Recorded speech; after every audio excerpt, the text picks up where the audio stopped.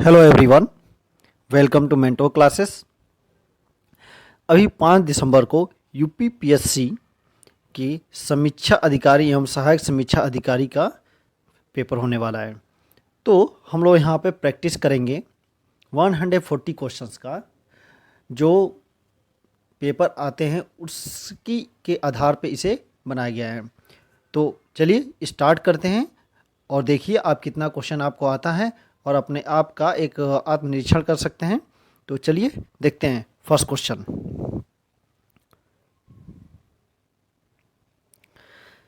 जब एक पत्थर को चांद की सतह से पृथ्वी पर लाया जाता है तो क्या होता है?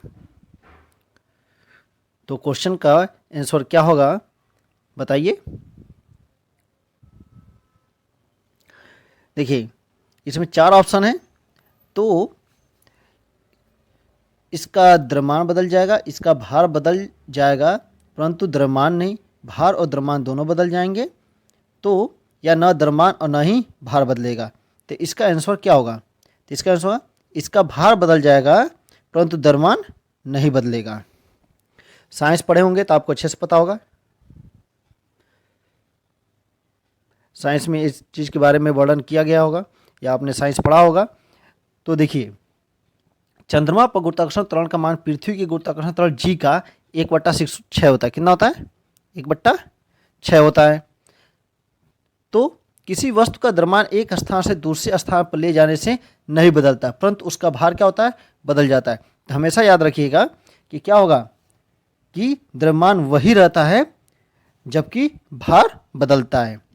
Next question. गोताखोरों द्वारा गहरे समुद्र में सांस लेने के लिए ऑक्सीजन के साथ किस गैस को मिश्रित किया जाता है? तो कौन सा गैस मिलाया जाता है? तो हीलियम। इंपॉर्टेंट है, ध्यान दीजिएगा। और हीलियम जो गैस होता है सिर्फ ये गोताखोरों के लिए नहीं, जो गुब्बारे होते हैं उनमें भी इनको भरा जाता है। मौसम संबंधी अध्ययन के लिए भी इसका प्रयोग किया जाता है। तो ये सारी चीज़ें भी याद रखिएगा। चलिए नेक्स्ट क्वेश्चन देखते हैं। लगभग कितने प्रकार के रासायनिक तत्व पृथ्वी पर पाए जाते हैं? तो कितने प्रकार पाए जाते हैं? लगभग में पूछा है तो लगभग में कितने पाए जाते हैं? तो आपका आंसर हो जाएगा डी, लगभग 112 है। कितने रासायनिक तत्व? 112। तो आपको याद रखना है। चलिए नेक्स्ट आगे बढ़ते हैं। आमतौर पर सुरक्षा फ्यूज लगाने के लिए प्रयोग होने वाला तार किस पदार्थ का बना होता है? तो किस पदार्थ का बना होता है? 4th number question. तो क्या हो जाएगा? डी, टीन और शीशे की एक मिश्र धातु होती है। जो फ्यूज देखते होंगे घरों में ब्लिंक करता रहता है पहले पुराने टाइम में, तो उसका ब्लिंक होता रहता था कि लाइट आ रही है नहीं। और फिर एक फ्यूज होता है उसके बगल लगाया, तो जिसको निकाल देने से पूरी सप्लाई उस रूम की चल जाती है। अगर मेन फ्यूज निकाल दें तो पूरी घर की। तो इसीलिए लगाया जाता है ताकि अगर करंट बहुत तेज़ी से फ्लक्चुअल होता है, अप एंड डाउन होता है, तो क्या होगा, ये फ्यूज क्या होगा, गल जाएगा और जिससे आपके पूरे घर की इलेक्ट्रिसिटी सेव हो जाएगी, यानी आग नहीं लगेगा, इन तरह की घटनाएं नहीं होंगी। चलिए आगे बढ़ते हैं नेक्स्ट क्वेश्चन की तरफ। देखिए पीतल के बर्तनों को कलाई करते समय गर्म बर्तन की सफाई के लिए प्रयोग किए जाने वाले अमोनियम क्लोराइड चूर्ण से निकलने वाला धुआं होता है। तो कौन सा धुआं होता है, क्या निकलता है? तो 5th का आंसर क्या हो जाएगा? डी, अमोनिया और हाइड्रोक्लोराइड एसिड का। नेक्स्ट क्वेश्चन देखते हैं। श्वसन क्रिया में वायु के कौन से घटक की मात्रा में कोई परिवर्तन नहीं होता है? जब हम श्वसन क्रिया करते हैं तो किसी भी प्रकार का उसमें परिवर्तन नहीं होता है, तो वो कौन सी गैस है? तो डी, क्या हो जाएगा? नाइट्रोजन। नेक्स्ट देखते हैं क्वेश्चन नंबर 7। निम्नलिखित में से कौन सा विटामिन खून के जमने में सहायक होता है? तो कौन सा, यानी खून को थक्का बनाता है ताकि जब चोट लगता है तो ब्लड क्या होता है, कम रिसाव हो, जल्दी से घाव भरता है, यानी थक्का बन जाता है, जिससे आपका ब्लड बहना कम हो जाता है। तो कौन सा विटामिन है? इसके लिए कौन सा विटामिन यूज करते हैं? तो विटामिन के। याद होना चाहिए, विटामिन से हमेशा क्वेश्चन आते हैं, तो ध्यान दीजिएगा। चलिए नेक्स्ट क्वेश्चन देखते हैं।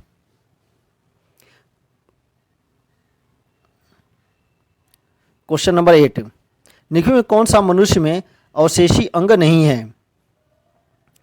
तो अवशेषी अंग होता क्या है? यानी शरीर में कुछ ऐसे अंग हैं जो विकास क्रम में अभी भी मौजूद है लेकिन क्रियाशील नहीं होते हैं, यानी कोई उनका काम नहीं होता है, उन्हीं को हम क्या कहते हैं, अवशेषी अंग कहते हैं।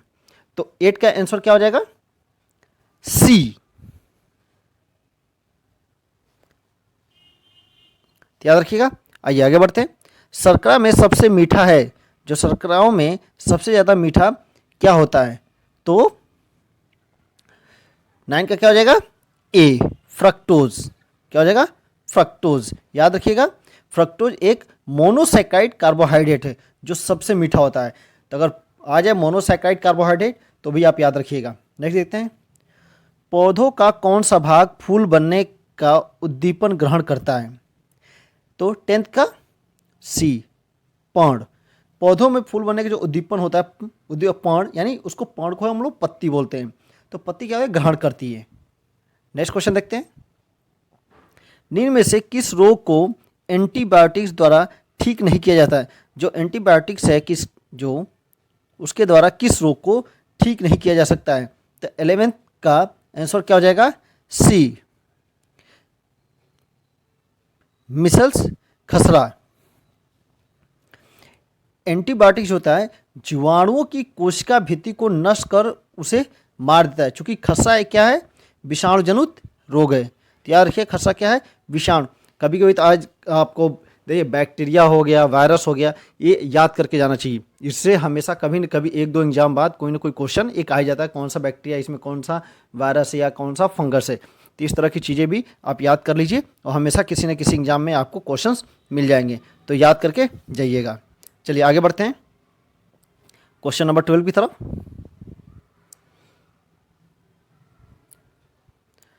क्वेश्चन 12 है, निम्न में से कौन सा युग्म सुमेलित नहीं है, यानी कौन सा इसमें मिलान सही नहीं है, ये बताना है। तो 12th का क्या हो जाएगा, डी।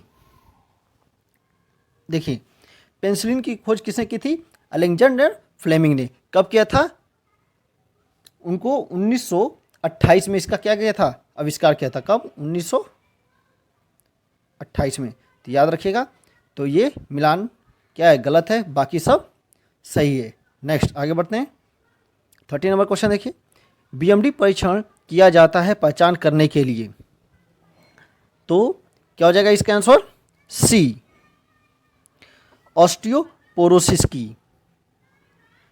नेक्स्ट क्वेश्चन देखते हैं, 14 नंबर, मिलान करने के लिए मिलान कीजिए ईईजी, ईसीजी, ईओजी और ईएमजी। ये शॉर्टकट में नाम दिया है ईईजी, तो ये आपको पता होना चाहिए कौन किसके लिए यूज होता है।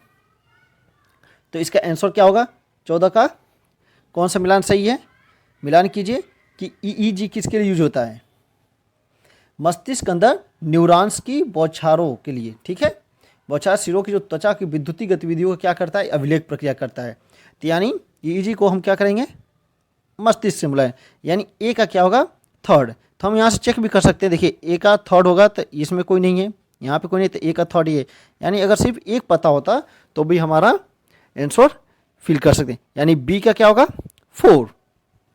यानी ईसीजी किसके लिए यूज होता है, हृदय के लिए। ईओजी किसके लिए यूज होता है, तो सी का 2, आँख के लिए। और ईएमजी किसके लिए होता है, मांसपेशी के लिए। तो अगर आपको एक पता होता तो भी हो जाता है। यानी अगर आपके एग्जाम में 1 से 2, अगर 2 भी पता हो तभी आप आराम से इस तरह के क्वेश्चंस को सॉल्व कर लेंगे। चलिए आगे बढ़ते हैं नेक्स्ट क्वेश्चन की तरफ। 15 नंबर क्वेश्चन देखते हैं, जिस सिद्धांत पर ऑप्टिकल फाइबर काम करता है, अच्छा क्वेश्चन है, एग्जाम में पूछा जाता है। तो पूर्ण आंतरिक परावर्तन पर किस पे काम करता है, पूर्ण आंतरिक परावर्तन पर। ऑप्टिकल फाइबर क्या होता है, पूर्ण आंतरिक परावर्तन के सिद्धांत पर क्या करता है, कार्य करता है। प्रकाश तंतु या ऑप्टिकल फाइबर एक क्या है, प्रकार की सिलिका से बनी हुई पतली बेलाकार, सिलिका की क्या होती है, ये बनी होती है। याद रखिएगा, ये किसकी बनी होती है, सिलिका। ये सिलिका की क्या होती है, बनी होती है, पतली बेलनाकार नली होती है, जो प्रकाश के पूर्ण आंतरिक परिवर्तन के सिद्धांत क्या करती है, कार्य करती है। इसकी कुछ विशेषताएं भी होती हैं। देखिएगा, ध्यान रखिए क्या क्या विशेषताएं होती है, मैं यहाँ बता दे रहा हूँ। कई बार एग्जाम में पूछा था, संचार की गति इस माध्यम क्या होती है, बहुत तीव्र होती है। इसकी क्षमता क्या है, बहुत अधिक होती है। ये बहुत पतले और हल्के होते हैं और ये बहुत ही विश्वसनीय और त्रुटिपूर्ण यानी त्रुटि मुक्त होते हैं। ये सब इसकी विशेषताएं हैं, ध्यान दीजिएगा। नेक्स्ट क्वेश्चन पर चलते हैं आगे। किस शासक के काल में चतुर्थ बौद्ध संगीत का आयोजन कश्मीर में हुआ था? तो पहले देखिए, एक तो सबसे बड़ी बात है कि आपको याद होना चाहिए चतुर्थ बौद्ध संगीत कहाँ हुआ था, तो कश्मीर में। तो यहाँ से भी कभी कभी क्वेश्चन घुमा के पूछ दिया जाता है। तो ये पूछ रहा है, तो 16 का क्या हो जाएगा आंसर? 16 का सी। कौन था, किसके शासनकाल में? तो कनिष्क के शासनकाल में। नेक्स्ट क्वेश्चन देखते हैं। निम्न में से कौन सा स्थल गंगा और उसकी सहायक नदी है की घाटी में स्थित है? तो 17 का क्या हो जाएगा? डी, बनावली। यानी कनिष्क शासनकाल में जो 17 जो है, तो 17 का अब क्या है, जो बनावली जो स्थल आपको पड़ेगा गंगार और उसकी सहायक नदी, तो ये हड़प्पा कालीन की है, तो इसे याद रखिए। और ये जो हरियाणा आप राज्य देख रहे हैं, तो हरियाणा राज्य के जो जिला है हिसार, इसी स्थल के उत्खनन जब हुआ था, तो इसके बारे में जानकारी मिली हुई है। चलिए नेक्स्ट क्वेश्चन देखते हैं।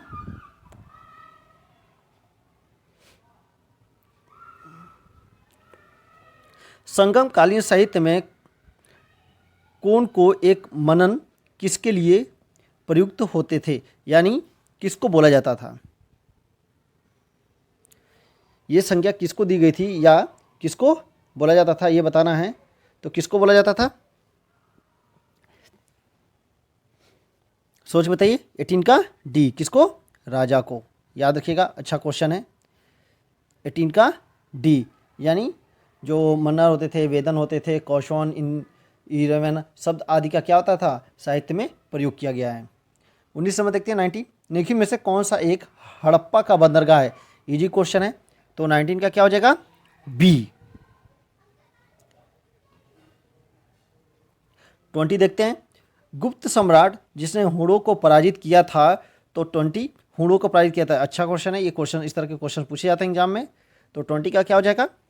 20 का सी, स्कंद गुप्त।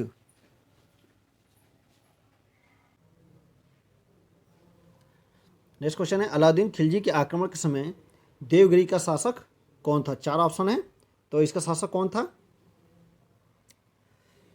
तो अलाउद्दीन खिलजी के समय आक्रमण देवगिरी के शासक आपका थे रामचंद्र देव। और ये घटना कब की है? तो ये घटना आप देखेंगे इतिहास में, तो 1226 की है। कब की है? 1226 की। अच्छी खासी लंबी कहानी है, तो इसे आप लोग हिस्ट्री में पढ़े होंगे। चलिए आगे बढ़ते हैं। 22 नंबर क्वेश्चन, निम्नलिखित में से किस मुस्लिम शासक ने तीर्थ कर समाप्त कर दिया था? बहुत ही आसान क्वेश्चन है, कई बार एग्जाम में पूछा गया है, तो कुछ सेकंड लेकर सोच कर बताइए। तो इसका आंसर हो जाएगा डी, अकबर ने। कब किया था?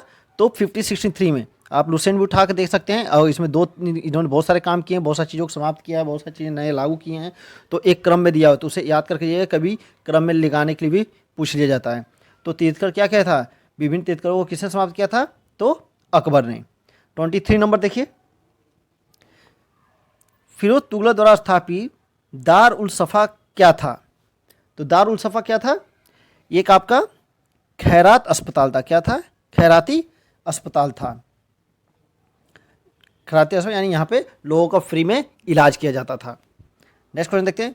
ईश्वर केवल मनुष्य के सद्गुण को पहचानता है और उसकी जाति नहीं पूछता, आगामी दुनिया में कोई जाति नहीं होगी, यह सिद्धांत किस भक्ति संत का है? तो 24 का किस भक्ति का है? तो 24 आपको बताना है, तो इसका आंसर क्या हो जाएगा? नानक के द्वारा। किसके द्वारा? नानक। अब देखिए यहाँ पे जो ये क्या थे, इनकी पहचान क्या थी? सद्गुरु को पहचानते हैं। ठीक, ईश्वर मनुष्य को क्या कहता है? सद्गुरु को पहचानता है। अब देखिए कुछ गुरु नानक के बारे में जानें। गुरु नानक क्या थे? सिखों के प्रथम गुरु थे। गुरु नानक क्या थे? सिखों के प्रथम गुरु थे। ध्यान से सुन लीजिए, एग्जाम में पूछा जाता। और इन्होंने गुरु ग्रंथ साहिब का क्या किया था? रचना किया था। किसकी रचना किए थे? गुरु ग्रंथ साहिब की रचना किए थे। और यूसुफी संत जो थे, बाबा फरीद थे, उससे क्या थे? प्रभावित थे। तो कुछ याद रखिएगा। गुरु ग्रंथ, आदि गुरु ग्रंथ की किसने रचना की? यहाँ पूछते आपको गुरु ग्रंथ साहिब की रचना किसने की है, तो आपको याद होना चाहिए नानक जी, यानी गुरु नानक जी ने। और ये किससे सबसे ज़्यादा प्रभावित है? कौन किस सूफी से? तो फरीद से, बाबा फरीद। फरीद याद रखिएगा। इस तरह के क्वेश्चन उत्तर प्रदेश में पूछे जाते हैं। चलिए आगे बढ़ते हैं नेक्स्ट क्वेश्चन की तरफ। 25 नंबर क्वेश्चन देखिए, निम्न शासकों में से किस एक के समय में उपनिषदों का फारसी में रूपांतरण किया गया था? तो किसके समय में किया गया था? बहुत ही अच्छा क्वेश्चन है। तो 25 का क्या हो जाएगा? शाहजहां के समय में। इंपॉर्टेंट है, वेरी वेरी इंपॉर्टेंट है, याद रखिएगा। इस तरह के क्वेश्चन बहुत सारे पूछे गए हैं, तो इंपॉर्टेंट क्वेश्चन है, इसे याद करके चलिएगा। यानी जो शाहजहां के समय के जो विद्वान थे, ठीक है, दारा सिकों ने स्वयं तथा काशी वाराणसी के कुछ संस्कृत विद्वानों की सहायता से 52 उपनिषदों, कितने? 52 उपनिषदों का सिरे ए अकबर के नाम से क्या किया था? फारसी में अनुवाद किया था। तो याद रखिएगा, कौन? दारा सिको। नेक्स्ट देखते हैं 26 नंबर, संविधान की प्रस्तावना सभी जातियों नागरिकों की निम्न में से कौन सा एक उपलब्ध कराने के लिए वायदा नहीं करती है? यानी आपको ये बताना है कि कौन सी जो सभी जातियों नागरिक, जो जाति नागरिक हैं, उनमें किनको ये नहीं दिया जाता है। यानी 26 में तो क्या नहीं मिलता है? पूजा की समानता। पूजा की समानता नहीं मिलती। कहीं पूरा संविधान आपने पढ़ा होगा तो आपको अच्छे से याद होगा, इसमें पूजा की समानता नहीं मिलती है। नेक्स्ट क्वेश्चन देखते हैं, निम्न में से कौन सा गोलमेज सम्मेलन 1932 में हुआ था? तो कुल कितने गोलमेज सम्मेलन हुए थे? तो टोटल 3 हुए थे। एक हुआ था 1930 में, एक 32, एक आपका 31 में, और एक 32 में। 3 हुए। तो 30, 31, 32 आप याद रखिएगा। तो 32 वाला चौथा था, तो क्या हो जाएगा? 27 का सी। इजी है। और यहाँ से क्वेश्चन यही पूछा था कि तीनों गोलमेज सम्मेलनों में किसने भाग लिया था? तो किसने भाग लिया था? डॉक्टर भीमराव अंबेडकर जी ने। चलिए आगे बढ़ते हैं, नेक्स्ट क्वेश्चन देखते हैं। आप लोग यहाँ एक कमेंट बॉक्स में बताइएगा गांधी जी ने किस में भाग लिया था। आइए नेक्स्ट क्वेश्चन देते हैं।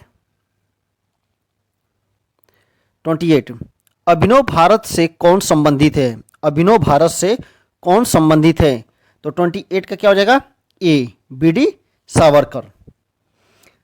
अभिनव भारत नामक क्रांतिकारी क्या थे? संगठन से संबंधित थे। इस क्रांतिकारी संगठन की स्थापना बी डी सावरकर ने कब की थी?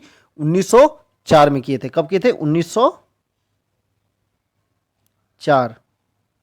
कई बार यहाँ कंफ्यूजन होता है, ये 1904 देने बजाय गांधी जी के बाद का समय दे देते हैं, ठीक है। तो याद रखिए ये 1904 में हुआ था।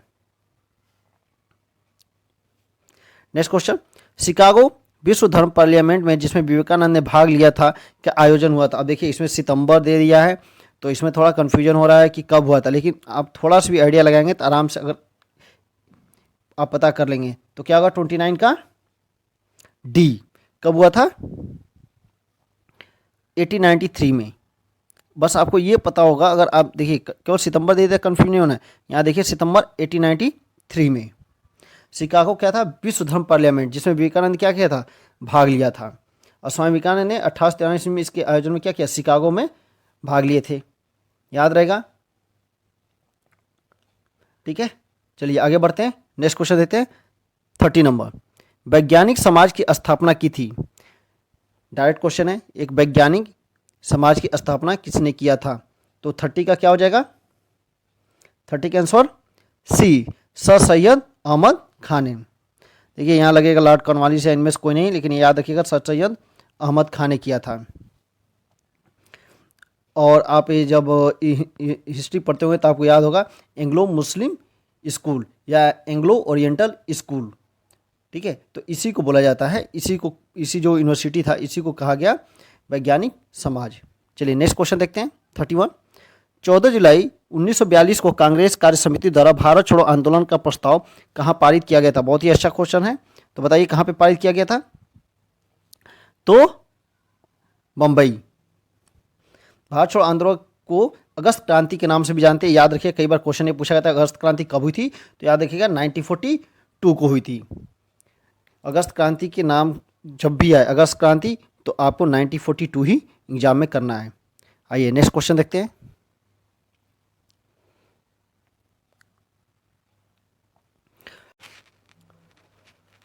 अस्थायी बंदोबस्त किसके साथ किया गया? तो किसके साथ किया जाता था अस्थायी बंदोबस्त? किसानों के साथ किया था कि जमींदारों के साथ? दो ऑप्शन तो आप आराम से एलिमिनेट कर सकते हैं। तो आराम से देखिए, ये दोनों के साथ नहीं, ग्रामीण समुदाय के साथ नहीं, मुकदमों के साथ कभी नहीं होता था। तो किसके साथ होता था? जमींदारों के साथ होगा या तो किसानों के साथ। किसके साथ किया था अस्थायी बंदोबस्त? तो जमींदारों के साथ, याद रखिएगा। नेक्स्ट, प्रार्थना समाज के संस्थापक कौन थे? तो प्रार्थना समाज के संस्थापक कौन थे? तो आत्माराम पानुरा। तो बताइए किस सन में किया गया था? तो 1867 में। कब किया था? 1867, याद रखिएगा, इंपॉर्टेंट है। आगे बढ़ते हैं। सुमिलित करना है यहाँ पे, अगर एक पता होगा तो आप आराम से कर लेंगे। तो बरदौली, चौरी चौरा, यादावत और नोआखली। तो चौरी चौरा याद होगा, यहाँ पर भी करंट अफेयर में भी आपने पढ़ा होगा, प्रधानमंत्री नरेंद्र मोदी जी ने यहाँ पे शिलान्यास किया था पूरा, जिसको सजाया गया बड़े अच्छे से अभी। तो बी का 4, तो बी का 4 कोई है इसमें? तो बी का 4 यहाँ दिख गया। तो क्या हो जाएगा इसका आंसर? क्या होगा? सी। बाकी तो आप समझ जाएंगे। तो ए का क्या हो जाएगा? बरदौली का 2, एक का 2, यानी बरदौली कहाँ पे है? गुजरात में। ठीक है, यरवदा महाराष्ट्र में, और नोआखली आपका पश्चिम बंगाल में। तो आप आराम से पता कर सकते हैं, कोई इसमें प्रॉब्लम नहीं होगी। चलिए आइए नेक्स्ट देखते हैं। 1935 ईस्वी के विधेयक के समय गठित संयुक्त संसदीय समिति के अध्यक्ष थे, जिसके परिणामस्वरूप भारत सरकार 1935 यानी भारत शासन अधिनियम जो था, सिंपल सा क्वेश्चन कर दिया जाए तो भारत शासन अधिनियम जो आया तो किसके परिणाम था? कौन समिति थी? तो कौन सी समिति थी? उस समिति के अध्यक्ष कौन थे? लॉर्ड लिन लिथगो। 1935 का ही जो है भारतीय संविधान पर सबसे ज़्यादा प्रभाव पड़ा है। आपने कई बार इसमें पढ़ा होगा। जो आपका केंद्र में द्वैध शासन प्रणाली कब लाई गई थी? तो 1935 भारत शासन अधिनियम के तहत ही इसको लाया गया था। इतनी बात याद रखिएगा। चलिए आगे बढ़ते हैं। नेक्स्ट कर देखिए। सत्ता हस्तांतरण के समय निम्नलिखित राज्यों में से एक में कांग्रेस दल का पूर्ण विकसित संगठन था। तो कहाँ पे था? तो मैसूर में। नेक्स्ट क्वेश्चन देखते हैं। सन 1927 ईस्वी में बटलर कमेटी का उद्देश्य क्या था? इंपॉर्टेंट क्वेश्चन है। तो कहाँ था? क्या काम था इनका? इनका काम था भारत सरकार तथा देशी राज्यों के मध्य संबंधों को सुधारना। क्या काम था? भारत सरकार एवं देशी राज्यों के संबंधों क्या करना था? सुधारना था। इंपॉर्टेंट क्वेश्चन है, याद रखिएगा, कई बार एक क्वेश्चन में पूछा भी गया। 18वीं सदी में बंगाल में वस्त्र उद्योग के पतन के लिए उत्तरदायी कारण था। किसी भी अगर बिजनेस को अगर आपको डाउन करना है या किसी को अपने देश में एंट्री नहीं करने देना है तो आप वो क्या करेंगे? टैक्स लगा दीजिए सबसे ज़्यादा। तो क्या किया जाएगा? क्या किया गया? तो ब्रिटेन को निर्यात किए जाने माल पर उच्चतट कर यानी टैक्स सबसे ज़्यादा लग जाएगा, प्रोडक्ट महंगा हो जाएगा, तो कोई खरीदेगा नहीं। नेक्स्ट आगे बढ़ते हैं। भारत में नारी आंदोलन की इनकी प्रेरणा से प्रारंभ हुआ था। किसकी प्रेरणा से प्रारंभ हुआ था? तो पद्माबाई रनाडे। नेक्स्ट क्वेश्चन आइए देखते हैं। राजनीतिक सुधारों को लेकर विरोध करने वाले पहले भारतीय कौन थे? तो कौन थे? दादा भाई नौरोजी। दादा भाई नौरोजी के बारे में आपने बहुत सारी चीज़ें पढ़ी होंगी। तो इन्होंने बॉम्बे एसोसिएशन की स्थापना किया था। कब किया था? 1853। याद रखिएगा, कई बार पूछा जाता है कि बॉम्बे एसोसिएशन की स्थापना किसने किया था? तो दादा भाई नौरोजी ने।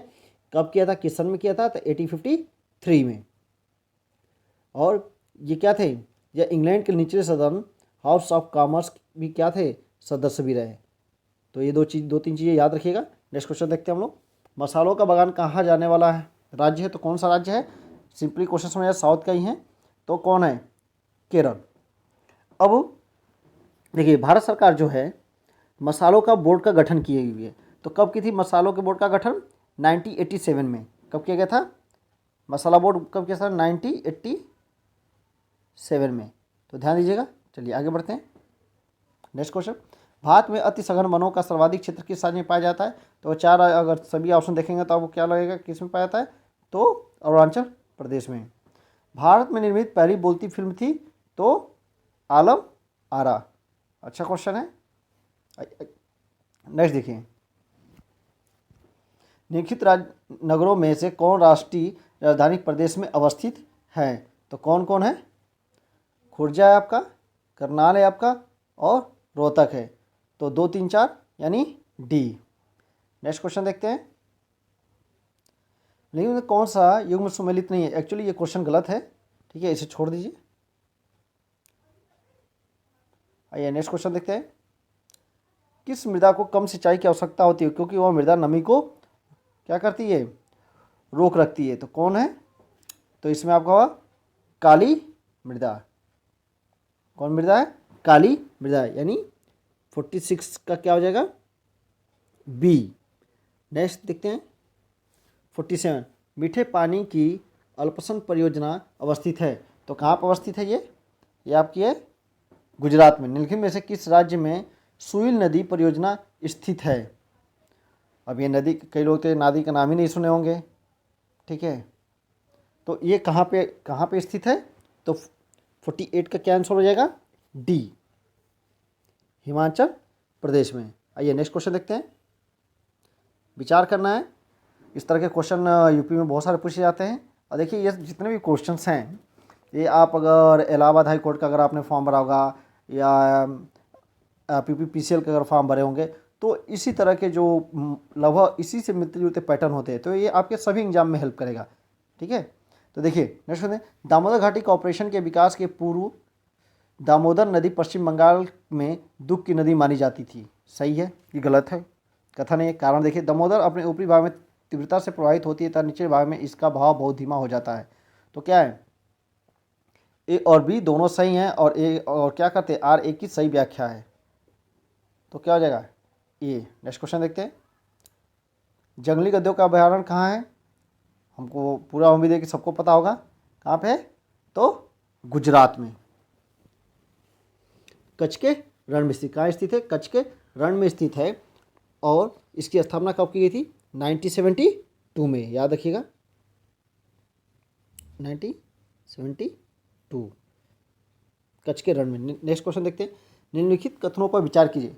मध्य प्रदेश को भारत की इथोपिया कहा जाता है, क्या इसके प्रमुख लक्षण अत्यधिक बाल मृत्यु दर एवं कुपोषण के कारण कहा जाता है, तो सही है, तो क्या हो जाएगा इसका आंसर, ए। आइए आगे बढ़ते हैं, नेक्स्ट क्वेश्चन देखते हैं। अमृतसर एवं शिमला लगभग एक ही अक्षांश पर स्थित है, परंतु उनकी जलवायु में भिन्नता का कारण है, तो भिन्नता का कारण क्या है, ए।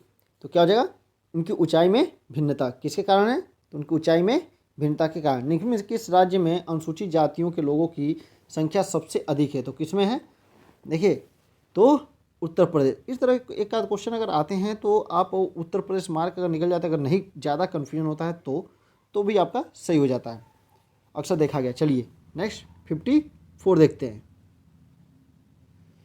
निम्नलिखित भारतीय कोयला उद्योग की निम्नलिखित समस्याओं पर विचार करें। अभी कई दिनों से आपने न्यूज़ में भी पढ़ रहे होंगे कि बिजली चली जाएगी, अभी शॉर्टेज होने वाला है कोयले का वगैरह, तो थोड़ा देख लीजिए इसे। निम्न कोटि का कोयला एवं कोयला संचालन में बाधा, सही है, ये एक बहुत बड़ी समस्या है, बाधा है, यानी एक होगा ही होगा। तो एलिमिनेट का कौन कौन सा, यानी एक इसमें है, ए बी में, सी में और डी में। चलिए नेक्स्ट देखते हैं। धुलाई स्थलों की उपयोग क्षमता में कमी, तो क्या होगा, क्या सही है गलत है, तो सही है। क्या होता है, जो ढुलाई होती है एक जगह से दूसरी जगह पे, तो उसमें क्या होती है, उसमें कमी है। देखते होंगे कई बार मालगाड़ी बाहरी खड़ी रह जाती है। कुकिंग कोयले का आयात पर बढ़ती निर्यात, सही है, यानी 3 बी। कार्य संचालन कीमत, ये भी सही है, यानी क्या हो जाएगा, बी। 1 2 3 और 4। तो कोयला अच्छे से पढ़ के जाइएगा, कितने प्रकार के होते हैं, निम्न कोयला, उच्च कोटि का कोयला, एंथ्रासाइट कोयला, तो ये सारी चीज़ें जो हैं आप अच्छे से एग्जाम में पढ़ के जाइएगा। आइए आगे बढ़ते हैं, नेक्स्ट क्वेश्चन देखते हैं। अच्छा क्वेश्चन है, मिलान करना है, इस तरह क्वेश्चंस बहुत सारे आपको मिलेंगे। तो सूची 1 और सूची 2 से सम्मिलित करना है। तो 55, तो 55 का मिलान कीजिए। दामोदर घाटी, सोन घाटी, गोदावरी घाटी, और डी आपकी महानदी घाटी। तो कोयला खदानें बतानी है, तो थोड़ा सोच के बताइए कि कोयला खदानें का जो आंसर है कौन सा इसमें सही होगा, ये कई बार आप लोग पढ़े भी हैं और कई बार ये बताया भी गया है। तो 55 का क्या आंसर होगा, मिलान किया जाए। तो अगर दामोदर घाटी देखा जाए तो दामोदर घाटी में कौन स्थित है, तो अगर थोड़ा सा दिमाग लगाइए, क्योंकि देखिए तालचेर है, बाराकर है, उमरिया है, सिंगरेनी है। तो ए का आपका हो जाएगा दामोदर घाटी, बाराकर। तो आपका आंसर हो जाएगा ए। ठीक है, तो यानी बी का 3 हो जाएगा उमरिया, और सी का 4 हो जाएगा गोदावरी घाटी, और महानदी घाटी का तालचेर। ठीक है, तो थोड़ा आपको सोचने का टाइम मिलेगा, ऐसे क्वेश्चन को थोड़ा सोच के कीजिएगा, आराम से हो जाता है। अगर आप एक भी आ गया तो आप आराम से इसे कर ले जाएंगे। नेक्स्ट आगे बढ़ते हैं। 56 देखते हैं। दक्षिण एशिया के निम्नलिखित देशों के प्रतिशत नगरीकरण का निम्नलिखित में से कौन आरोही क्रम है, नीचे दिए गए कूट से सही उत्तर का चयन कीजिए। तो 56 क्वेश्चन भी बहुत अच्छा क्वेश्चन है। तो 56 का क्या होगा, बी। क्या आंसर हो जाएगा इसका, बी। पहले पाकिस्तान, फिर भारत, पहले नंबर पे बांग्लादेश और चौथे पे श्रीलंका। तो इस क्रम में आप लगाएंगे। चलिए आगे बढ़ते हैं। निम्नलिखित कथनों पर विचार किया था, नीचे दिए गए कूट से सही उत्तर चुनिए। लौह अयस्क का सबसे संपन्न भंडार कर्नाटक में पाया जाता है, क्या एक सही है या नहीं। तो पहला क्या सही है, हाँ पहला क्या है, सही है।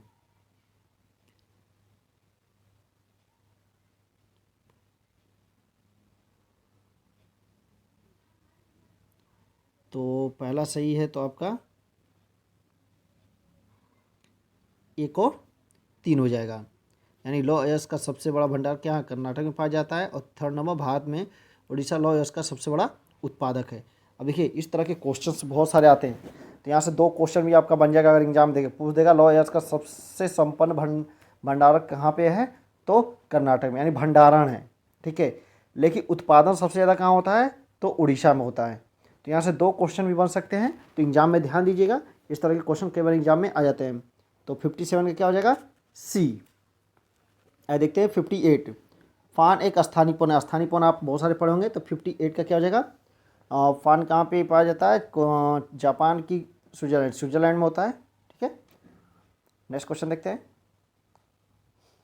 विश्व के वन आवरण का सर्वोच्च प्रतिशत संबंधित है, यानी सबसे ज़्यादा आवरण जो वन है वो सबसे ज़्यादा कहाँ पे पाए जाते हैं 59 में। तो कहाँ पाए जाते हैं, शीतोष्णकटिबंधीय शंकुधारी वन से। कहाँ पे है, शीतोष्णकटिबंधीय शंकुधारी वन से। नेक्स्ट क्वेश्चन देखते हैं। यूरोप के लौह उत्पादक देशों में फ्रांस का स्थान, ये केवल यूरोप का पूछा, पूरे वर्ल्ड का नहीं पूछ रहा है, ध्यान दीजिएगा। यूरोप में, तो यूरोप में कौन है सबसे ज़्यादा लौह उत्पादन देशों में, फ्रांस का कौन सा स्थान है, तो द्वितीय स्थान है। तो पहला स्थान आप लोग बताइएगा कमेंट बॉक्स में। नेक्स्ट क्वेश्चन देखते हैं 61। 61 क्या है, मिलान करने वाला। अच्छा क्वेश्चन है ये भी। नगोय, सलेम, लॉस एंजल्स, आबादान उद्योग हैं, कौन सा उद्योग कहाँ पे है, इस तरह क्वेश्चन बहुत सारे यूपी में आते हैं, तो ध्यान दीजिएगा। तो 61 का क्या हो जाएगा, एक का क्या होगा, फर्स्ट का नगोय। नगोय जो है ये आपका सूती वस्त्र के लिए है, सूती वस्त्रों के लिए। तो एक का 3, तो आपका इस तरह देखेंगे, और एक का क्या हो जाएगा, एक का 3, यानी पहला। देख रहे हैं, अगर आपको सिर्फ एक पता है तब भी आप आराम से क्वेश्चन को टेकल कर सकते हैं। तो बी का 1 सलेम लौह इस्पात के, और सी का 2 हवाई जहाज़ के लिए, और आबादान तेल शोधन के लिए। तो ध्यान दीजिएगा, याद कर लीजिएगा इसे कहीं पर नोट करके, इस तरह क्वेश्चन पूछे जाते हैं। भूमध्य रेखा गुजरती है, तो भूमध्य रेखा कहाँ से गुजरती है ये बताना है, बताइए थोड़ा सोच के। तो कहाँ से गुजरी, कैमरून से कि कोस्टेरिया से कि वेनेजुएला से कि केन्या से। अच्छा, भूमध्य रेखा होती क्या है, ये क्या करती है, पृथ्वी को दो बराबर भागों में क्या करती है, बांटती है। तो यह रेखा जो है आपका केन्या, ठीक है, केन्या और इंडोनेशिया तथा कोलंबिया और अन्य क्या होता है इत्यादि जगहों से गुजरती है। तो इसमें क्या हो जाएगा, केन्या अफ्रीका राज्य है, ठीक है, याद रखिएगा, अफ्रीका मतलब अफ्रीकी कॉन्टिनेंट में एक देश है। चलिए आगे बढ़ते हैं। 63, सौरमंडल में क्षुद्र ग्रह छोटे खगोलीय पिंड हैं जो निम्न ग्रहों के मध्य पाए थे। बहुत ही इजी क्वेश्चन है, आराम से बता सकते हैं। तो 63 मंगल है और Brihaspati. Next, ring of fire संबंधित है, ये तो सभी लोग पता होना चाहिए, कई बार आप लोग पढ़े होंगे, अगर आप नए नहीं, अगर आपने ज्योग्राफी कोई भी बुक पढ़ा होगा तो इसके बारे में आपने अच्छे से पढ़ा होगा। तो 64 का क्या हो जाएगा, कौन कौन सा ऑप्शन है, भूकंप से, ज्वालामुखी से, प्रशांत महासागर से, जंगलों की आग से। तो अगर सिर्फ एक एलिमिनेट कर दीजिए, फोर्थ नंबर, ठीक है, तो बाकी तीन हो जाएंगे, यानी 1 2 3 तीनों होंगे। नहीं, देखिए निम्नलिखित में से कौन ठंडी समुद्री धाराएं हैं, जिसमें से कौन ठंडी समुद्री धाराएं हैं। तो 65 के क्या हो जाएगा, तो बताइए, हमबोल्ट क्या है, ठंडी है। ओयोशिवा ये भी क्या है, आपकी ठंडी है। और कनारी क्या है, ठंडी है। तो और ब्राज़ील धरा गर्म है, यानी 1 3 4, 1 3 4, ठीक है। तो यानी 1/3 और 4 आपको क्या होंगे, सही आंसर होंगे। आइए नेक्स्ट क्वेश्चन देखते हैं। भारतीय संविधान में मूल अधिकारों का विचार लिया गया है, बहुत ही इजी क्वेश्चन है।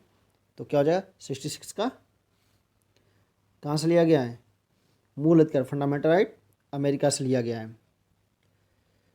कहाँ से कहाँ तक है, तो 12 से 35 तक। अगर भाग पूछे तो क्या बताएंगे, भाग क्या है, आप इसका भाग देखेंगे तो क्या हो जाएगा, भाग 3 में। तो इतनी तो मतलब छोटी छोटी बातें हैं, ये याद रखिएगा। और अगर देखा जाए तो अगर आपको यहाँ तक तो पूरा याद होना ही चाहिए। यहाँ से हम प्रत्येक एग्जाम में जितने भी आपके एग्जाम होंगे, चाहे आप वनडे एग्जाम दिए, चाहे पीसीएस लेवल के एग्जाम दिए, चाहे आईएएस लेवल के, यहाँ से एक क्वेश्चन फंडामेंटल राइट से यानी मौलिक अधिकारों से तो आते ही आते हैं। और ये अमेरिका के बिल ऑफ राइट से लिया गया है। तो ये सब छोटी छोटी बातें आप याद रखिएगा। चलिए आगे बढ़ते हैं, नेक्स्ट क्वेश्चन देखते हैं। मनरेगा कार्यक्रम निम्नलिखित में से भारतीय संविधान के किस अनुच्छेद को लागू करने हेतु लाया गया है, ठीक है, 67 तो 43 के लिए। नेक्स्ट क्वेश्चन देखते हैं।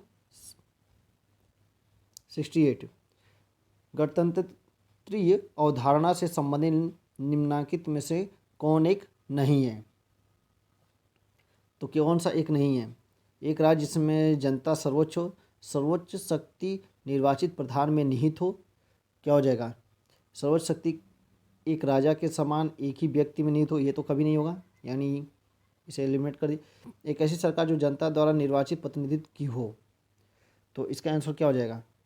अब देखिए, एक राज्य जिसमें जनता सर्वोच्च है, क्या जनता सर्वोच्च होनी चाहिए, या सर्वोच्च शक्ति निर्वाचन प्रधान में निहित हो, या एक ऐसी सरकार जो जनता द्वारा निर्वाचित प्रतिनिधित्व की हो। तो भारत में कैसा है, अब ये आपको सोचना है, बहुत ही अच्छा क्वेश्चन है। तो इसका क्या हो जाएगा, सर्वोच्च शक्ति निर्वाचन प्रधान में क्या हो, निहित हो। यानी आपका डी भी गलत हो जाएगा, ए भी गलत हो जाएगा, आपका क्या हो, सर्वोच्च शक्ति किस में होती है, निर्वाचित प्रधान में नियुक्त होती है।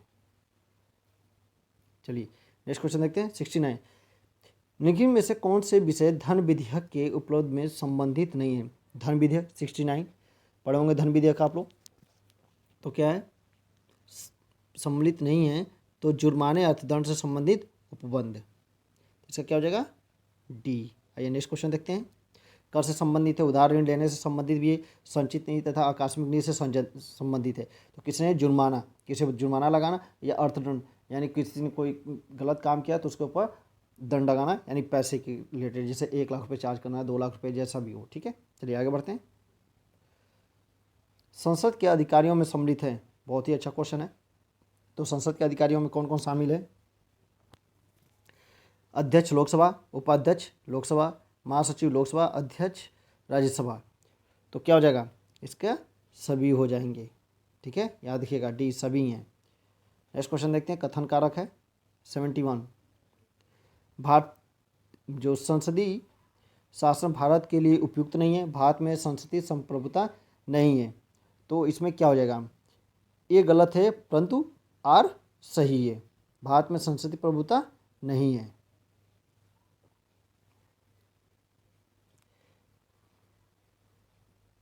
नेक्स्ट क्वेश्चन देखते हैं, संसद द्वारा संकट काल की घोषणा का अनुमोदन कितनी अवधि के अंतराल में होना चाहिए? 72। बहुत ही अच्छा क्वेश्चन है। तो इसका क्या हो जाएगा? 1 माह की अवधि में। यानी भारतीय संविधान जो है 352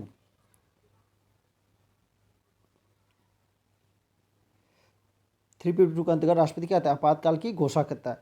और उसके आधार क्या होने चाहिए? युद्ध हो या बाह्य आक्रमण या सशस्त्र आक्रमण। इन 3 चीज़ों को आप लोग अच्छे से याद रखिएगा। क्या होता है? युद्ध या बाह्य आक्रमण या सशस्त्र क्या हो? आक्रमण हो। ठीक है, चलिए। तो 30 दिन की जो आपातकाल की घोषणा होती है बैठक की तारीख से 30 दिन की समाप्ति के बाद प्रवर्तन में नहीं रहेगी। आगे बढ़ा जाए, चलिए देखते हैं नेक्स्ट क्वेश्चन 73। सूचना का अधिकार 2005 के बाद निम्नलिखित कथनों पर विचार कीजिए और उसे चुनिए जो प्रावधानित नहीं है या अथवा विशिष्ट रूप से विमुक्त हैं। यानी नहीं पूछा गया है, ये ध्यान दीजिएगा। तो कौन से इसमें? या जम्मू कश्मीर राज्य में लागू नहीं है। क्या सही है? ये लागू है। तो आवेदन जो सूचना है तो अनुरोध करता है उसे सूचना मांगे जाने के कारण को देना होगा। तो क्या ऐसा कारण आपको बताना होता है? नहीं बताना होता है। मुख्य सूचना आयुक्त का हटाया जाना ये भी होता है। तो कौन सा नहीं होना चाहिए? प्रत्येक सूचना आयुक्त अपने पद 5 वर्ष के अवधि या जब वह 65 वर्ष की आयु पूरी कर चुका, दोनों में से जो पहले हो पद पर। तो इसमें आपका भी क्या है? नहीं होगा। यानी जो 2005 में विकल्प बी में जो दिया गया कि अतिरिक्त सभी समाधान है, यानी विकल्प बी क्या है? स्पष्टीकरण इस प्रकार है। सूचना का अधिकार नियम जो 2005 है उसमें 2 नहीं फिर बैठता, क्योंकि जो आवेदन करता है जो इन्फॉर्मेशन मांगता है वो कारण नहीं बताता कि मैं क्यों मांग रहा हूँ, सिर्फ वो इन्फॉर्मेशन मांगता है। ठीक है, आइए आगे बढ़ते हैं 74 नंबर देखते हैं।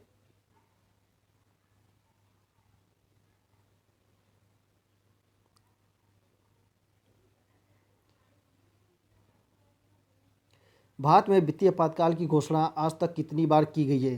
कितनी बार की गई है? तो कभी भी नहीं की गई है, ये याद रखिएगा। और वित्तीय आपातकाल किसमें है? 3608 की 360 याद रखिएगा। नेक्स्ट क्वेश्चन देखते हैं, परिसीमन आयोग के संदर्भ में निम्नलिखित कथनों पर विचार की। इंपॉर्टेंट क्वेश्चन है। आजकल परिसीमन की बातें चल रही हैं क्योंकि चुनाव होने वाले हैं। तो जब चुनाव होता है तो परिसीमन किया जाता है। तो 75 के बारे में बताना है। तो 75 का क्या होगा? कौन सा सही है? परिसीमन आयोग के आदेशों को किसी न्यायालय में चुनौती नहीं दी जा सकती। सही या गलत है? तो सही है। परिसीमन आयोग के आदेश जब लोकसभा अथवा राज्य विधानसभा के सम्मुख रखे जाते हैं तब उन आदेशों में कोई संशोधन नहीं किया जा सकता। ये विषय यानी 1 और 2 दोनों। चलिए आगे बढ़ते हैं नेक्स्ट क्वेश्चन। भारतीय कृषि में निम्न उत्पादकता का कारण है। तो कारण क्या है? आवश्यकता से अधिक लोगों को कृषि कार्य में लगना, बात सही है। जोत का छोटा होना, ये भी सही है। उत्पादन की पिछड़ी, अब 2 सही है तो क्या हो जाएगा? सिंपल सी बात है, उपरोक्त सभी उत्पादन की पिछड़ी तकनीक। अभी भी क्या है, हम लोग पारंपरिक कृषि करते हैं, नई तकनीकी नहीं है। तो चलिए आगे बढ़ते हैं, नेक्स्ट क्वेश्चन देखते हैं। भारत में नियोजित अर्थव्यवस्था आधारित है। तो 77 का क्या हो जाएगा? भारत में कैसी है? मिश्रित अर्थव्यवस्था है। नेक्स्ट क्वेश्चन देखिए, पीत क्रांति संबंधित है। पीत क्रांति किससे संबंधित है? 77 तो 78 बताइए। इसका हो जाएगा पीत क्रांति पीला, सिंपल सी बात है, तिलहन। श्वेत क्रांति के लिए ये दुग्ध हो जाएगा। मत्स्य क्रांति आपको नीले से। तो ये सब छोटी छोटी बातें हैं, याद रखिए। आइए नेक्स्ट देखते हैं 79। वह कौन सा बैंक है जिसने कृषकों के पास आसानी से पहुंचने के लिए किसान क्लब बनाए हैं? ठीक है, तो किसे बनाया है? क्षेत्रीय ग्रामीण बैंक ने। किसे बनाया है? क्षेत्रीय ग्रामीण बैंक ने। 18 में देखते हैं, निम्न में कौन सा मानदंड भारत में किसी अधिवास को नगरीय केंद्र परिभाषित करने के लिए स्वीकार नहीं किया गया है? तो कौन सा स्वीकार नहीं किया गया है? भौतिक विस्तार, जनसंख्या आकार, जनसंख्या घनत्व, व्यावसायिक संरचना। तो इसमें भौतिक जो विस्तार है इसे नहीं किया गया है। नेक्स्ट क्वेश्चन देखते हैं। 81, भारत के वाणिज्यिक बैंकों की ग्राहक सेवा सुधार हेतु बनी कमेटी जानी जाती है, किसके नाम से बनी थी? कौन है? तो याद रखिएगा, गोईपुरिया कमेटी 1990 के आसपास से बनी थी। नेक्स्ट क्वेश्चन 82, वित्त आयोग राष्ट्रपति की संतुष्टि भेजने में मुख्य रूप से संबंधित है। तो 82 का क्या हो जाएगा? किससे संबंधित है? राज्य को दिए जाने वाले अनुदान से, सिद्धांत से, राज्य एवं केंद्रों के बीच करों का बंटवारा। तो क्या है? दोनों सही है, तो क्या हो जाएगा? डी। नेक्स्ट क्वेश्चन देखिए, निम्नलिखित में कौन सा युग्म सुमेलित नहीं है? तो कौन सा सुमेलित नहीं है? तो हरित क्रांति। तो बताइए हरित क्रांति किससे संबंधित है? सॉरी 84 बता रहा हूँ, 83 देखिए, निम्नलिखित में से कौन सा युग्म सुमेलित नहीं है? तो कौन सा सुमेलित नहीं है? ईपीजेड, इक्विजन स्कीम, एग्जिट पॉलिसी, लेरम्स। तो 83 का आपका ये सही है, प्रोत्साहन से संबंधित है। एग्जिट स्कीम ये भी निर्यात संबंधित है, और एग्जिट पॉलिसी आयात से नहीं है। लेरम्स यानी धन विनिमय से, यानी इसका सी क्या है? सुमेलित नहीं है। नेक्स्ट देखते हैं, निम्न में कौन से सुमेलित हैं? हरित क्रांति, नीली क्रांति, गुलाबी क्रांति, श्वेत क्रांति। निम्न में कौन सा है? सुमेलित हैं। कौन सुमेलित है और कौन नहीं? तो हरित क्रांति किससे संबंधित है? खाद्यान्न उत्पादन से संबंधित है। किससे? हरित क्रांति खाद्यान्न उत्पादन से। नीली क्रांति आपका किससे संबंधित है? मत्स्य से। गुलाबी क्रांति झींगा मछली के उत्पादन से। श्वेत क्रांति दुग्ध उत्पादन से।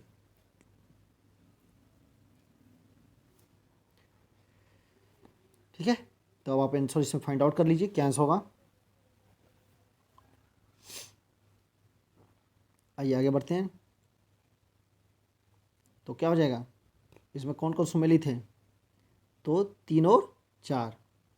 और भी बहुत सारी क्रांति होती है, जैसे आप अभी आपने पढ़ा हरित क्रांति, नीली क्रांति, गुलाबी क्रांति, श्वेत क्रांति, उसीलिए गोल क्रांति होता है, आलू उत्पादन से संबंधित होता है, लाल क्रांति टमाटर से संबंधित होता है, रजत क्रांति अंडा उत्पादन से संबंधित होता है, भूरी क्रांति होती है जो उर्वरक से उत्पादन से संबंधित होती है। तो ये बहुत सारी क्रांति है, अगर आप एक बार पढ़ लेंगे तो प्रत्येक एग्जाम में आपके काम आएगा।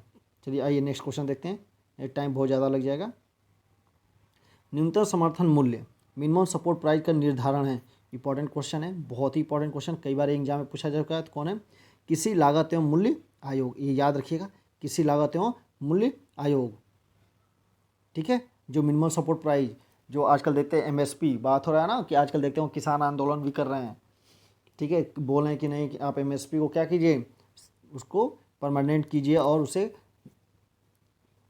उससे कम में कोई ना खरीद पाए। तो इसीलिए एमएसपी को लेकर बहुत ज़्यादा विवाद भी होता रहा है। तो हमेशा सरकार निर्धारित करती है रबी और खरीफ फसलों के पहले प्रोडक्शन के टाइम, तो इसे हमेशा याद रखिएगा। कौन करता है? किसी लागत एवं मूल्य आयोग। इसमें कई बार कृषि मंत्रालय देता है और लोग इसमें गलत करके आते हैं। तो ये छोटी सी बात है, ध्यान देंगे तो आपका 1 नंबर तो पक्का है। चलिए आगे बढ़ते हैं। वह कौन सा वित्तीय वर्ष है जिसमें सार्वजनिक उद्यमों में विनिवेश आरंभ हुआ? तो कौन सा है? आपका 1990-91 है कि 1991-92 है? तो कब हुआ था आपका? 1991-92। हमेशा याद रखिए, भारत में जो सार्वजनिक उपक्रमों में विनिमय की जो प्रक्रिया प्रारंभ हुई 1991-92 में प्रारंभ हुई थी। और कौन किसकी सरकार थी उस टाइम?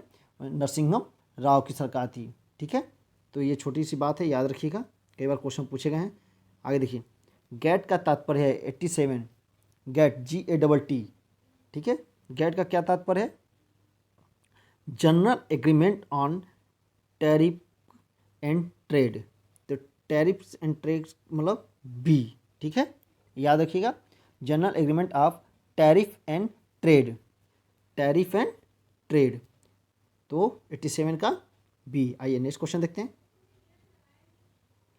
88 नियोजन पूर्वपेक्षित समझा गया, तो क्या हो जाएगा 88 का? संतुलित सामाजिक आर्थिक विकास के लिए, विकास के साथ समरूप में विस्तृत करने के लिए, आंचलिक विषमताओं को दूर करने पर ध्यान। तो ये भी सही है, ये भी सही है, ये भी सही है। तो 1 2 3 फोर्थ में देखेंगे उपलब्ध संसाधनों के उपयोग को अधिकतम बनाने के लिए, तो नियोजन पूर्वपेक्षित समझा गया। तो इसके लिए ये सभी यानी चारों के चारों क्या हैं? सही हैं। आइए आगे बढ़ते हैं, नेक्स्ट क्वेश्चन देखते हैं। 89 निम्नलिखित में से कौन सा एक असमानता घटाने का उपाय नहीं? असमानता घटाने का कौन सा एक उपाय नहीं है? तो कौन सा नहीं है? न्यूनतम आवश्यकता कार्यक्रम, अर्थव्यवस्था का उदारीकरण, भूमि सुधार, करारोपण। तो अर्थव्यवस्था का उदारीकरण। भारत में निर्धनता के स्तर का आकलन किया जाता है। निर्धनता यानी गरीबी का आकलन किस पे किया जाता है? विभिन्न राज्यों के प्रति व्यक्ति आय के आधार पे, परिवार की औसत आय के आधार पे, कि परिवार के उपभोक्ता व्यय के आधार पे, देश की मलिन बस्तियों की जनसंख्या। तो परिवार के उपभोक्ता के व्यय के आधार पे। नेक्स्ट क्वेश्चन देखते हैं 91। 2011 जनगणना के अंतिम आंकड़ों के आधार पर उत्तर प्रदेश के निम्नलिखित में से किस जिले में साक्षरता दर सबसे उच्च है? तो क्या हो जाएगा? गाजियाबाद, ठीक है।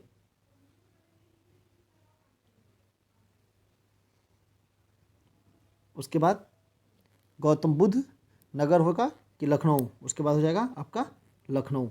तो एक याद रखिए, मैक्सिमम टॉप ही पूछा जाता है, तो बस आपको एक याद रखना है। और जनगणना अच्छे से पढ़ जाइएगा, अक्सर जनगणना से क्वेश्चन पूछा जाता है।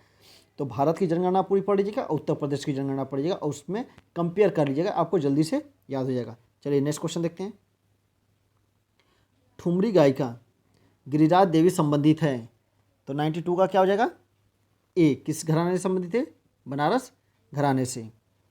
अब 93 क्वेश्चन क्या पूछ रहा है आपका? सुमेलित करना है, जनपद से मुख्यालय को क्या करना है? सुमेलित करना है। तो ये क्वेश्चन तो बहुत ही आसान है, तो आप इसे सुमेलित कर लेंगे। तो 93 का क्या हो जाएगा?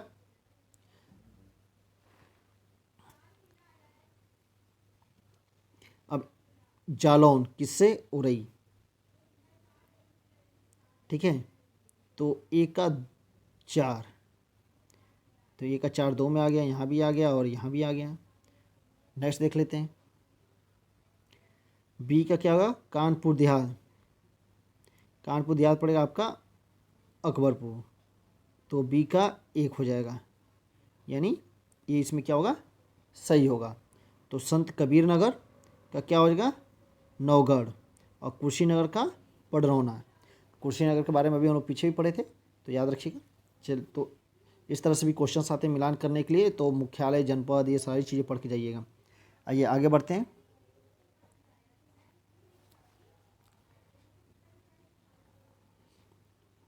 नाइन्टी फोर निम्नलिखित में से कौन सा उत्तर प्रदेश का लोक नृत्य नहीं है? तो कौन सा नहीं है? चरकुल, आप कई बार अगर आपने प्रैक्टिस सेट किया होगा तो इसके बारे में पढ़ा होगा। ददरा भी पढ़ा होगा आपने, कर्मा भी पढ़ा होगा। मुरिया नहीं है, ठीक है। तो डी याद रखिए, डी क्या है? इसमें से नहीं होगा। भारत सरकार ने किस वर्ष में उत्तर प्रदेश की 10 नई आदिवासी जनजातियों को अनुसूचित जनजातियों के रूप में सूचीबद्ध किया था? तो 95 का क्या हो जाएगा? बी, 2003 में किया था। नेक्स्ट क्वेश्चन देखते हैं 96। उत्तर प्रदेश की जनसंख्या अधिक है, तो किससे सर्वाधिक है उत्तर प्रदेश की जनसंख्या? सबसे ज़्यादा बांग्लादेश से सर्वाधिक है, ब्राज़ील से नहीं, पाकिस्तान। हाँ, तो 1 और 3 हो जाएगा, यानी बी। नेक्स्ट क्वेश्चन देखते हैं। Doctor Ambedkar institute of technology for handicapped अवस्थित है, कहाँ पर अवस्थित है? इजी क्वेश्चन है, कानपुर में। बहुत बार क्वेश्चन पूछा गया, ध्यान दीजिएगा इस पर। आइए आगे बढ़ते हैं। नेक्स्ट 98 क्वेश्चन देखते हैं। क्वेश्चन लंबा है, थोड़ा ध्यान से देखिए। महासागरों को अम्लीकरण बढ़ रहा है, यह घटना क्यों चिंता का विषय है? तो किस चिंता का विषय क्या है? कैल्शियम पादप लोक की वृद्धि और उत्तरजीविता प्रतिकूल रूप से प्रभावित होंगी, सही है। प्रलोभ भित्तियों की वृद्धि और उत्तरजीविता प्रतिकूल रूप से प्रभावित होगी, ये भी सही है। कुछ प्राणी जिनके डिंबन पादप पलकवी होते हैं कि उत्तरजीविता प्रतिकूल रूप से प्रभावित होगी, ये भी सही है। तो 1 2 3 भी है। मेघ बीजन और मेघों का बनना प्रतिकूल रूप से प्रभावित होगा, ये भी सही है। तो क्या हो जाएगा? डी। आइए आगे बढ़ते हैं। अच्छा क्वेश्चन है, ध्यान से पढ़िएगा। इस तरह क्वेश्चन लंबे क्वेश्चन आते हैं तो कन्फ्यूज नहीं हो जाए, ईजी रहते हैं, आप करेंगे तो आराम से हो जाएगा। आइए आगे बढ़ते हैं, नेक्स्ट क्वेश्चन देखते हैं। 99 निम्नलिखित में से कौन से भौगोलिक क्षेत्रों में जैव विविधता के लिए संकट हो सकते हैं? तो बताना है। 99 का क्या होगा? वैश्विक तापमान, अभी आपका सम्मेलन हुआ है COP26, अगर आप लगातार न्यूज में बने हो तो आपको पता होगा। आवास का विखंडन, विदेशी जातियों का संक्रमण, सहकार को प्रोत्साहन। फोर्थ नहीं होगा, तो 1 2 3 यानी ए। चलिए आगे बढ़ते हैं, नेक्स्ट क्वेश्चन देखते हैं। कुछ वर्ष पहले तक गिद्ध भारतीय देहातों में आम दिखाई देते थे, किंतु आजकल कभी भी कहीं नज़र आते हैं। इस स्थिति के लिए उत्तरदायी है, तो कौन उत्तरदायी है? इन्वायरमेंट संबंधित क्वेश्चन है। तो क्या होता है, गौ पशुओं को कुछ दवाएं दी जाती हैं, ठीक है। डाइक्लोफिनिक सोडियम दिया जाता है, जो पशु मतलब जो जानवरों को पेन होता है तो उनको डाइक्लोफिनिक सोडियम एक टैबलेट आती है जो दिया जाता है, जो उनको दर्द को कम कर देता है। और जब वही तो वही जो इनके मेन कारण ही होता है, किनको? गिद्धों की संख्या, क्योंकि जब उनके मर जाते हैं, इनको जब खाते हैं तो क्या होते हैं, गिद्धों की मृत्यु हो जाती है। तो ध्यान दीजिएगा, ये क्वेश्चन कई बार पूछा गया है। नेक्स्ट क्वेश्चन देते हैं। यदि किसी महासागर का पादप प्लवक किसी कारण से पूर्णतः नष्ट हो जाए तो उसका क्या प्रभाव पड़ेगा? बताइए भैया, क्या प्रभाव पड़ेगा? तो कार्बन सिंक के रूप में महासागर पर प्रतिकूल प्रभाव पड़ेगा, सही बात है। महासागर की खाद्य श्रृंखला पर प्रतिकूल प्रभाव पड़ेगा, ये भी सही है। महासागर का जल घनत्व प्रबल रूप से घट जाएगा, नहीं। तो क्या हो जाएगा? 1 और 2। नेक्स्ट क्वेश्चन देखते हैं।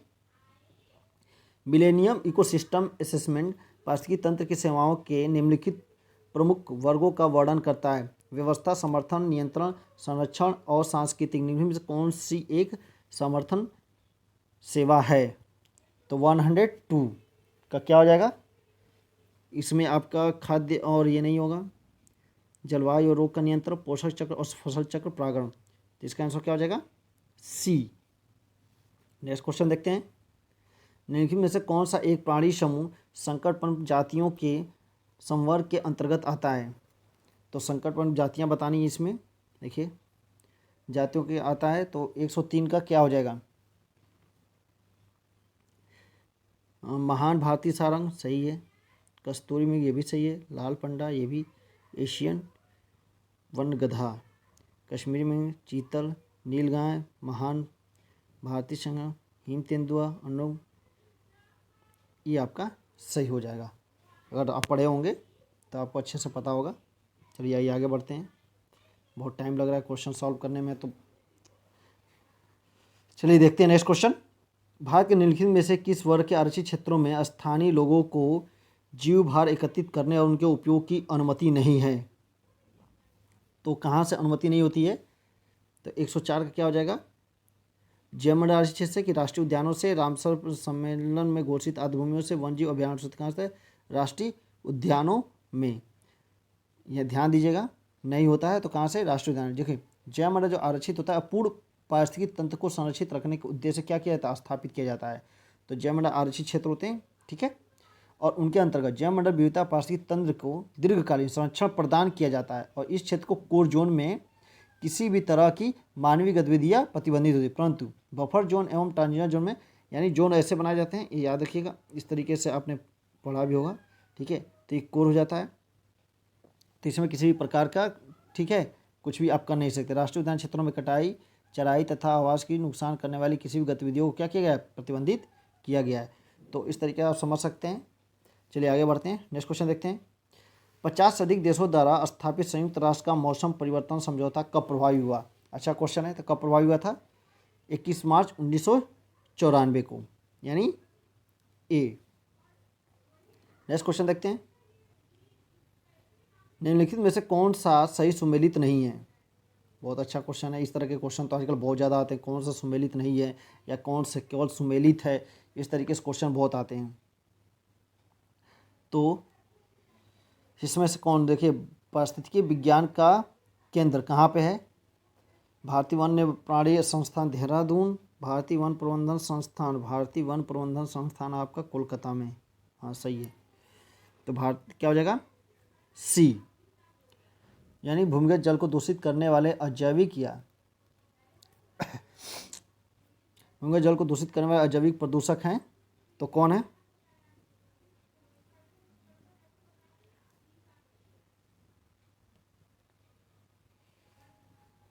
भूमिगत जल को प्रदूषित करने वाले अजैविक प्रदूषक हैं तो क्या होंगे, बैक्टीरिया, शैवाल, आर्सेनिक। तो क्या हो जाएगा इसका, आर्सेनिक।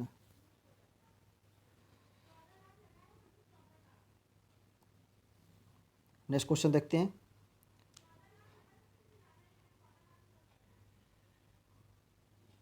निम्नलिखित में से कौन हरितगृह गैस नहीं है। बहुत अच्छा क्वेश्चन है, क्वेश्चन कई बार आ चुका है। तो कौन सा नहीं है, तो सिंपल कौन है, नाइट्रोजन। प्रदूषकों को उनके दीर्घकालिक प्रभाव के साथ दिए गए कूट की सहायता से सुमेलित करना है। तो कौन सुमेलित करना है, तो आइए सुमेलित करते हैं। देखा जाए, कार्बन मोनोऑक्साइड, नाइट्रोजन के ऑक्साइड, धूल कण, शीशा। तो 109 का लेड, ये विषमता से हृदय संबंधी रोग तथा विक्स संबंधी, लीवर संबंधी रोग होता है। तो ए का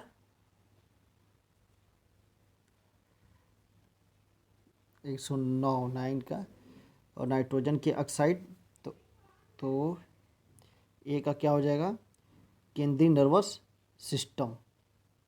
कार्बन मोनोऑक्साइड से केंद्रीय नर्वस सिस्टम को क्या होता है, प्रभाव डालता है। तो ए का कार्बन मोनोऑक्साइड केंद्रीय नर्वस सिस्टम, तो ए का 4, तो ए का 4, तो बी का 3, नाइट्रोजन के ऑक्साइड श्वसन संबंधी रोग, धूल के कण, सीसा, लीवर और किडनी को क्षति। ठीक है, चलिए आगे बढ़ते हैं।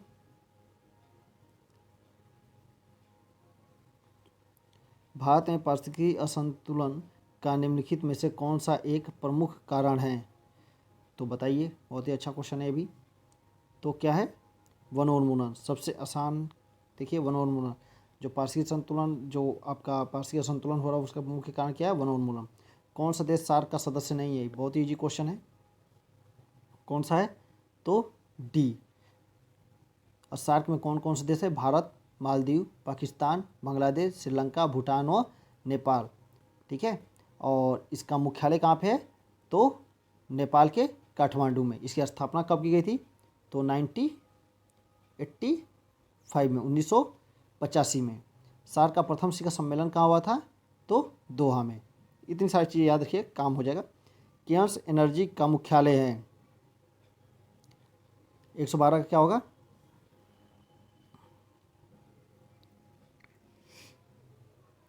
तो केयर्स एनर्जी, तो आपका केयर्स एनर्जी का मुख्यालय सर्न, CAIRN है। ठीक है, गलत लिखा हुआ है तो इसे ध्यान दीजिएगा। तो इसका मुख्यालय कहाँ पे है, तो इसका है स्विट्ज़रलैंड में।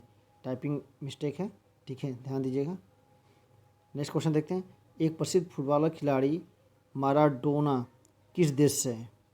तो माराडोना किस देश से हैं, तो अर्जेंटीना से। डूरंड कप किस खेल से संबंधित है, तो किससे संबंधित है, ये तो सबको पता होगा, फुटबॉल से। निम्नांकित नंबर की राजधानी ट्रेनों में कौन सा एक अधिकतम दूरी तय करती है, सबसे अधिकतम दूरी कौन तय करती है।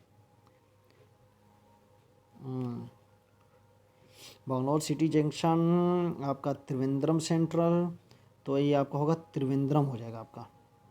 नेक्स्ट क्वेश्चन देखते हैं, साइप्रस के संबंध में निम्नलिखित में से कौन सा कथन असत्य है। रिपब्लिक ऑफ साइप्रस की राजधानी निकोसिया है, तो हमें गलत बताना है, ये तो सही है। 1 मई 2006 तक साइप्रस गुटनिरपेक्ष आंदोलन का सदस्य था,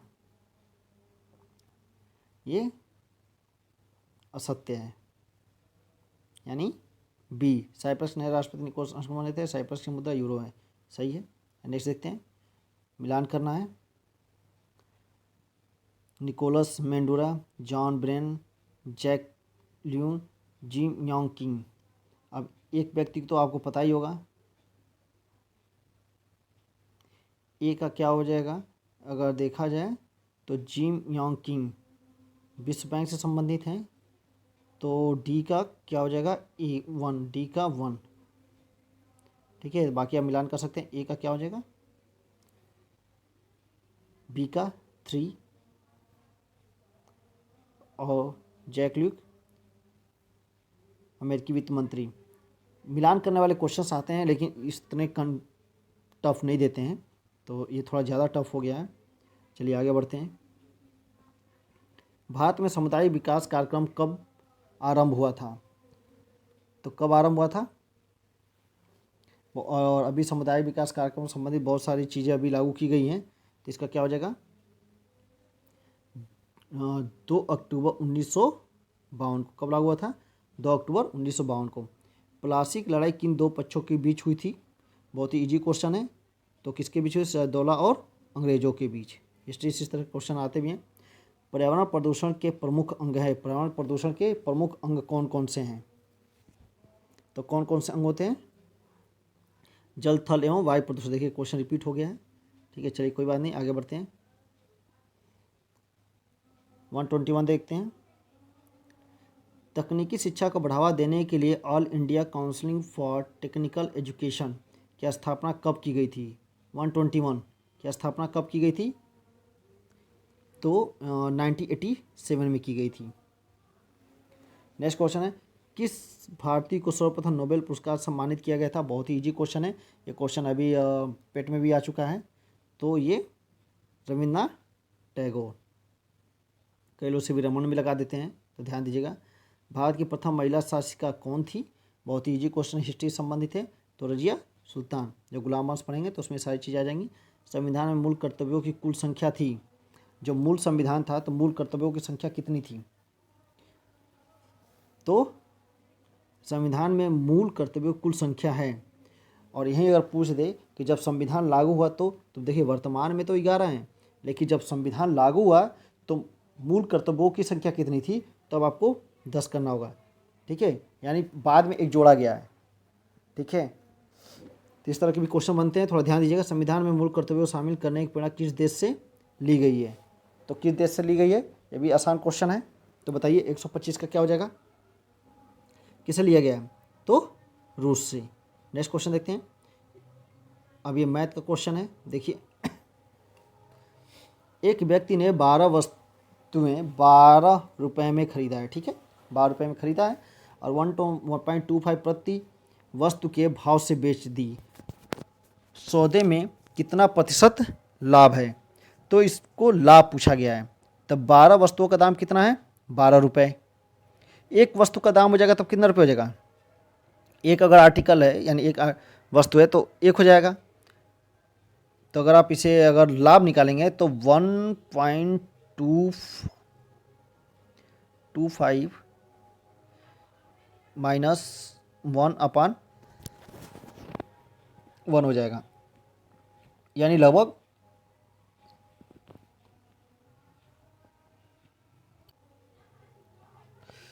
छींक आ गई थी। चलिए देखते हैं इसको। अगर इसे पूरा सॉल्व कीजिएगा और इंटू 100 अगर कर दिया जाए तो लगभग ये आपका, अगर इस पूरा सॉल्व किया तो लगभग आपका आ जाएगा 25%, ठीक है। नेक्स्ट क्वेश्चन देख लीजिए। 15 वस्तुओं का क्रय मूल्य 10 वस्तुओं के विक्रय मूल्य के बराबर है तो प्रतिशत लाभ पूछा गया है। तो आप कर दीजिए 15 माइनस 10 अपॉन आपका 10 इंटू 100, तो कितना हो जाएगा? इसे सॉल्व करेंगे, ठीक है। तो यहाँ 5 बचेगा, काट दीजिएगा तो यहाँ लगभग आ जाएगा। आप इस सॉल्व कीजिएगा टोटल तो ये आप माइनस हो जाएगा, तो यहाँ का कितना हो जाएगा? 10, यहाँ 5 हो जाएगा और 10 तो ये 2, यहाँ 2 आ जाएगा। चलिए काट के दिखा देता हूँ मैं। ये आपका कितना आ गया?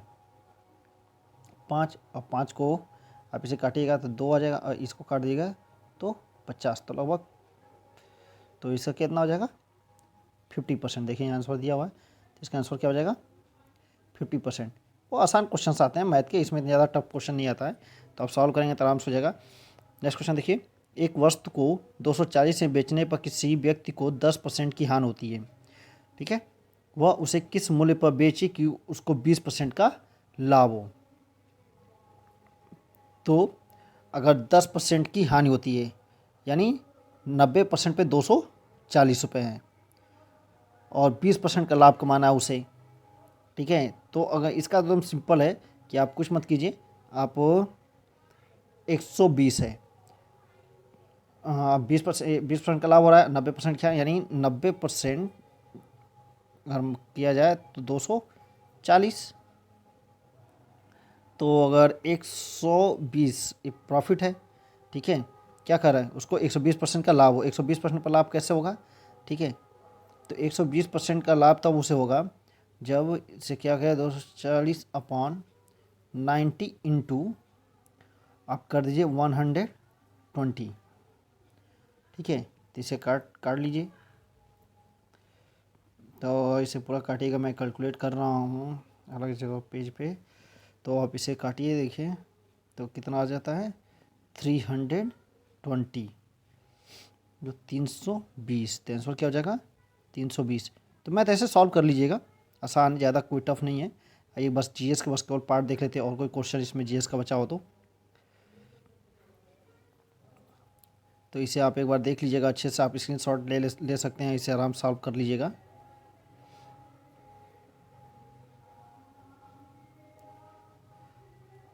तो मैथ के क्वेश्चन और रीजनिंग के क्वेश्चंस भी इसमें होते हैं जिसको आप आराम से इसे सॉल्व कीजिएगा। नहीं अभी मैं सॉल्व करने लगा तो वीडियो बहुत लंबा हो जाएगा, तो चलिए मिलते हैं नेक्स्ट वीडियो में। हिंदी का हम लोग 60 क्वेश्चंस देखेंगे, और इसमें जो भी आपको अगर प्रॉब्लम आता है तो आप कमेंट बॉक्स में बताइए, ठीक है, उसे रिजॉल्व किया जाएगा। तो चलिए मिलते हैं नेक्स्ट वीडियो में। अगर आपको वीडियो सही लग रहा है तो आप कमेंट और शेयर करना ना भूलें।